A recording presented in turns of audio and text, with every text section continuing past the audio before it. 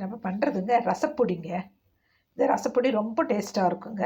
அது எப்படி செய்யலாம்னு சொல்கிறேன். அதுக்கு தேவையான பொருட்களை பார்க்கலாங்க. நம்ம சீரகங்க, இந்த சீரகம் 1 கப்புங்க. சீரகம் எந்த கப்பில் நம்ம சீரகம் எடுக்கிறோமோ அதே கப்பில் 1 கப்பு துவரம் பருப்புங்க. சரிங்களா? அப்புறம் அதே கப்பு அதே அளவில் 1/4 கப்பு மல்லிங்க. அப்புறம் வெந்தயம் 2 ஸ்பூனுங்க.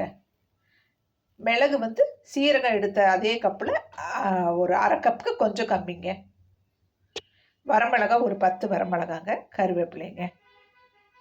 சரிங்களா? இப்போ இதை நம்ம வறுத்துட்டு எப்படி ரசப்பொடி செய்யலான்னு சொல்லுவாங்க. அவ்வளோ டேஸ்ட்டாக இருக்குங்க. நீங்கள் தக்காளி ரசத்துக்கு போடலாங்க, பருப்பு ரசத்துக்கு போடலாங்க.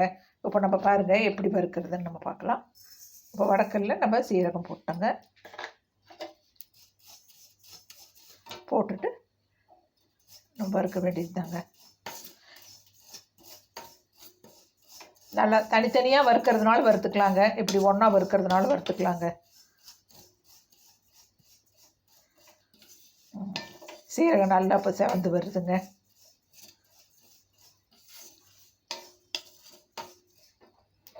பாருங்கள் படப்படன்னு பொரியுது. இப்போ நம்ம மிளகு போட்டுக்கலாங்க. மிளகு 1/4 கப்பு மிளகுங்க. மிளகு 1/4 கப்பு. சீரகம் 1 கப்பு, துவரம்பருப்பு 1 கப்பு, மிளகு 1/4 கப்பு, மல்லி 1/4 கப்பு, வெந்தயம் 2 ஸ்பூன், கருவேப்பிலை சிறிதளவு, அப்புறம் வரமிளகா 10ங்க. பாருங்கள் இப்போ பொரியுது பாருங்கள், பொரியுதுங்களா? அடுத்தது நம்ம மல்லி போட்டுக்கலாங்க.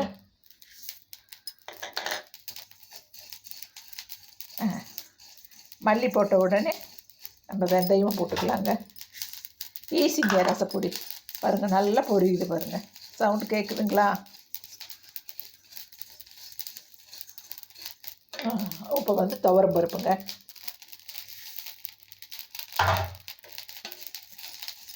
நான் ஒரு கையில் ஃபோன் பிடிச்சிருக்கிறதுனால அப்படியே ஒன்றா போட்டு வறுத்துட்ருக்கேங்க. நீங்கள் தனித்தனியாக வறுக்கிறதுனால வறுத்துக்கலாங்க. நல்லா அந்த துவரம் பருப்பெல்லாம் நல்லா சிகப்பாக, ரொம்ப கருகிடக்கூடாதுங்க, ஓரளவு சிகப்பாக இருக்கிற அளவுக்கு வறுக்கணுங்க. வறுத்தா சூப்பராக இருக்குங்க ரசப்பொடி. மனம் அப்படியே தூக்குங்க, அவ்வளோ நல்லா இருக்குங்க. அடுத்தது வரமிளகா போட்டுக்கலாங்க.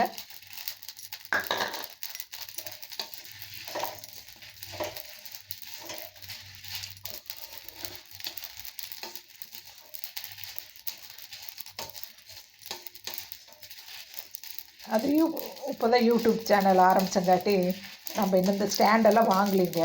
அது வாங்கிட்டு இப்போ நம்ம ஒவ்வொன்றா வறுத்து ஒரு தட்டில் கொட்டலாங்க. இது ஒரு கையில் நான் பண்ணுறதுனால எனக்கு கொட்டுறதுக்கு வழி இல்லைங்க. நீங்கள் என்ன பண்ணுங்கள், தனித்தனியாக எல்லாத்தையுமே வறுத்து கொட்டிக்கோங்க ஒரு தட்டில். சரிங்களா? அப்போ நல்லா கரெக்டாக இருக்கும். இப்போ இதுவும் இருக்குங்க, இருந்தாலுமே அது இன்னும் சூப்பராக இருக்குங்க. ஏன்னா நம்ம இருக்கிறது சொல்லணும் இல்லைங்களா? வறுத்துட்டு இது கொஞ்சம் ஆறுனதும் நம்ம மிக்சியில் போட்டு வந்துடணுங்க. மிக்சியில் அரைச்சிட்டு வந்துடணுங்க. ஆற வச்சுட்டு தான் போடணுமா மிக்சியில்.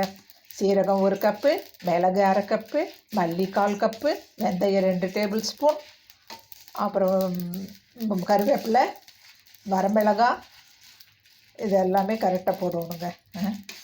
போட்டு ரெடி பண்ணிடுங்க. சரிங்களா? நல்லா இருக்குங்க, பொடி நல்லா இருக்குங்க. இப்போ நான் அரைச்சிட்டு வந்தது எப்படி மிக்சியில் போட்டு அரைச்சிட்டு வந்து உங்களுக்கு எப்படி நான் காட்டுறேங்க. பாருங்கள், மனம் அப்படியே கிச்சனே மனமாக இருக்குங்க. ஏன் ரசப்பொடி பாருங்கள், நீங்கள் செஞ்சு பார்த்துட்டு சொல்லுவீங்க சூப்பராக நல்லா இருக்குங்கம்மா அப்படி சொல்லி. பாருங்கள், இப்போ நான் அரைச்சிட்டு வந்துட்டேங்க ரசப்பொடி. பாருங்கள் இப்படி தாங்க இருக்கும் ரசப்பொடி. இதில் இந்த குட்டி ஸ்பூன் இருக்கும் இல்லைங்களா, டேபிள் ஸ்பூன், அதில் 1 ஸ்பூன் 2 ஸ்பூன் போட்டால் போதுங்க. இது பெருசாக இருக்குங்க. இது சின்ன ஸ்பூனில் 2 ஸ்பூன் போட்டுக்கிட்டாக்கா ரசம் சூப்பராக இருக்குங்க நல்லா. இப்போ நம்ம இதில் கொட்டிடலாங்க. அரைச்சிட்டு வந்தேன், சூப்பராக இருக்குங்க. இதாங்க ரசப்பொடி. மனம் அப்படியே கிச்சன் நல்லா வாசங்க. சரிங்களா? நீங்கள் ட்ரை பண்ணுங்கள். பெருங்காயத்தூள் போட்டுக்கோங்க ரசத்துக்கு, பூண்டு தட்டி போட்டுக்கோங்க. சரிங்களா? நான் ரசம் எப்படி வைக்கிறதுன்னு சொல்லி தக்காளி ரசம், பருப்பு ரசம் இது எல்லாமே நான் உங்களுக்கு சொல்கிறேங்க.